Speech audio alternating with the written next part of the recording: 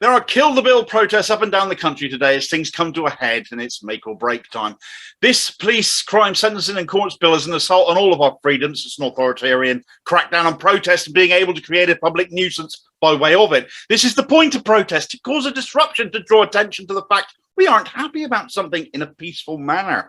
The right to protest is a basic human right. Therefore, to effectively legislate it away by saying any form of public nuisance is punishable by up to 10 years in prison is undemocratic and dictatorial. You can go out into society, not wear your mask, spread COVID to the vulnerable, and that's okay, but topple a racist statue or even just speak too loudly, and you face years behind bars. If you block a road, that will become an offence. If you use a loudspeaker, that will become an offence. The Tories argue few protests had conditions attached to them, but the police already have the right to impose restrictions on where a protest can take place, how many can attend, and how long it can last for. But they have always had to justify doing so. The police crackdown bill literally changes that so that any officer can impose any restriction they deem fit.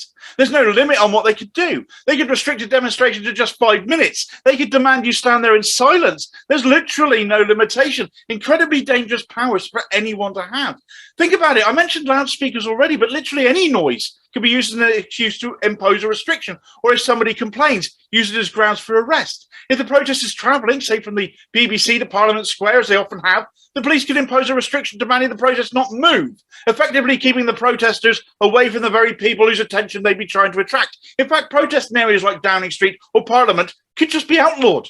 The police will even be able to change the rules at a protest and arrest you, even if you didn't know about the change. That'll be considered your fault. There will be tougher sentences for organisers for whom organising a protest will become all but impossible. Join the nearest Kill the Bill protest today if you can. It is your human right to protest, and the Tories want to take it away from you. There's no media outcry. This bill won't do as it says. It'll be used as a blunt weapon to crush dissent and roll this country further towards authoritarianism. Scenes like the Sarah Everard vigil will become the norm. The police will be set free to essentially do as they like, and if they take a too heavy-handed approach to these new powers, who in actual fact becomes the offender in the end?